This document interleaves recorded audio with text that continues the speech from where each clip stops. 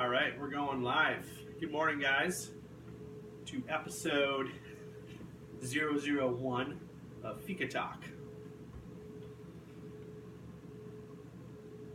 So, anyways, just to be up front, you can make sure to subscribe, like, give a thumbs up, share it, leave a comment. All you haters, find another page to hate. But anyways, so yeah, this is just going to be a time for us to chat about things related to coffee, to community, to adventure, and our thoughts on that. A pretty loose base forum here. We'll just record it on the phone and upload it for you guys to watch, and would love your engagement with that too. But anyways, with me, Josh, is Colin right here. Why don't you say hi, Colin? Good morning, or good afternoon, or evening, everyone. Yeah, so Colin is the manager now at Fika Coffee, and he, why don't you tell us how you got here? How I got to Fika? Yeah. Well, Fika is located in Lutsen, Minnesota, for any of you not aware. And Lutsen is somewhere that I've been coming for about 5 years in the summertime to spend a week or two on the North Shore of Lake Superior, hiking around and just enjoying the place here. And last summer I was here visiting and was driving past and saw Fika and ended up in the store having a cup of coffee that was really good, and ended up coming in every morning the week I was here after that, and got to know Josh a little bit that week, talked to him and stayed in touch when we left, and shortly after returning to Arizona, which is where I was living, decided to move to Minnesota. Really wanted to reconnect with my roots and get back to some cold weather and some seasonal change. So reached out to Josh, and he happened to be looking for a manager. So really, just timing happened to be in our favor. And a couple months later, here I am. Yep. And so you have a wife? It's true. Yep.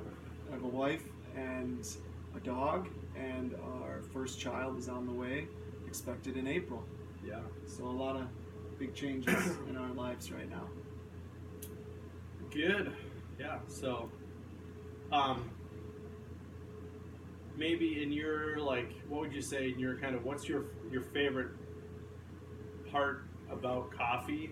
And then do you have an experience or story to kind of share that, what that favorite part is? Yeah, well, I think probably two parts. One is the most probably obvious part of why I enjoy coffee is just the bodily and mental effects of drinking a cup of coffee. It's a very pleasant experience, stimulating and energizing. So I've always enjoyed that.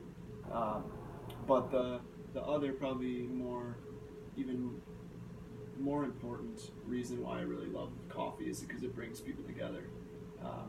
And there's just very few things I enjoy as much as sitting down with a friend or a family member or a group of people and having coffee and seeing where the conversation leads.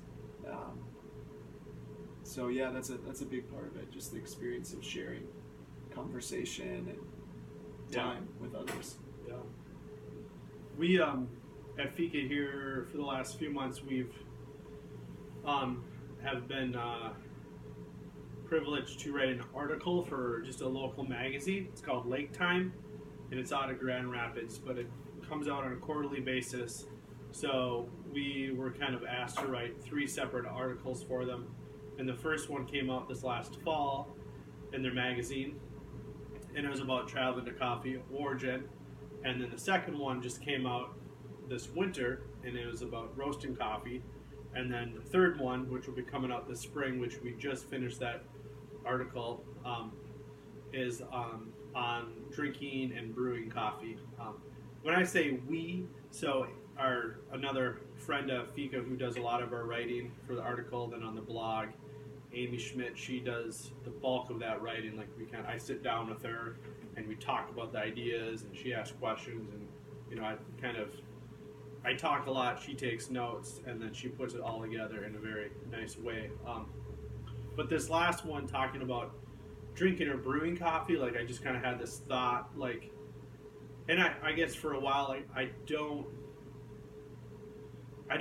want to be like I'm not about pursuing the perfect cup of coffee. Like I think the world, what the world needs, or it needs a lot of things, but like coffee related to that, like it just needs more good coffee. Like the world does not need more absolutely exceptional, like blow your mind coffee. But the world needs more good coffee, and that's because the percentage of people that appreciate or have the potential to appreciate really good coffee, like that percentage is huge. It's way bigger than the percentage of the population who would like thoroughly appreciate an excellent mind-blowing coffee, because those people that appreciate that are probably the small percentage who are extremely like hyper tasters or sensitive. They're like just very minded that way. So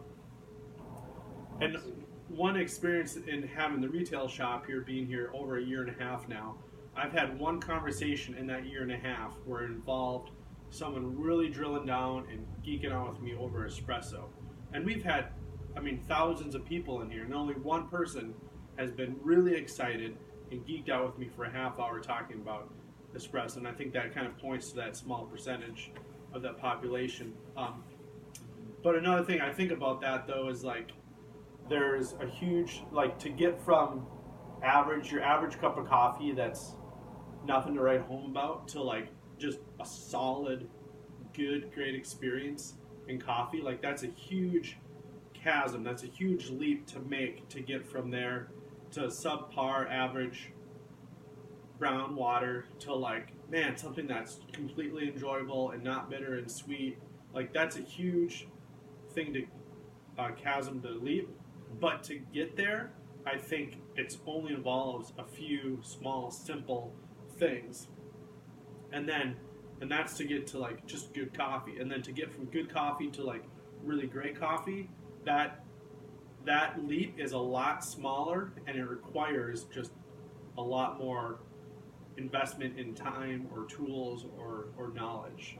So I think if we can bring people from point A to average coffee and then bring them to point B to really good coffee, that's what I would really like to do. Nice. Yeah. Do you have any thoughts or questions on that?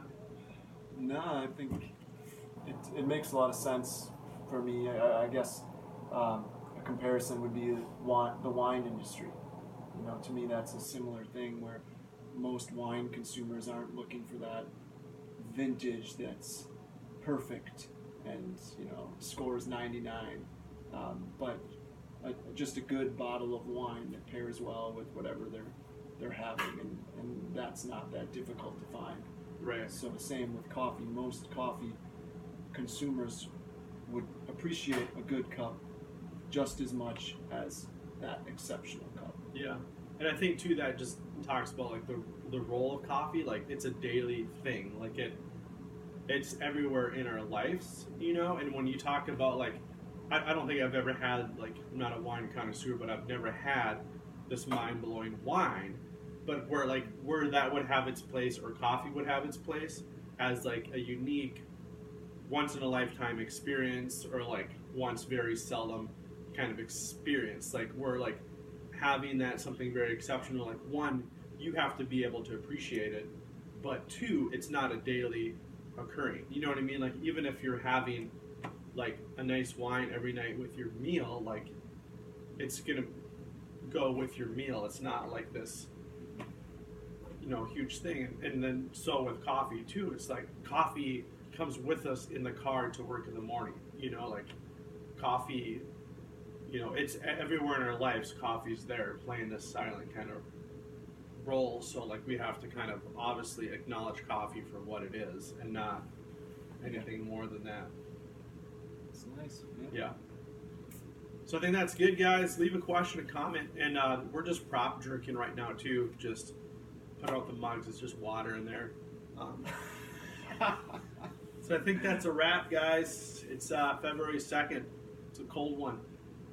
Stop We'll in. do this next Friday. Yeah, stop in. We got See ya. scones. Got what? Scones. Scones. Okay. See ya.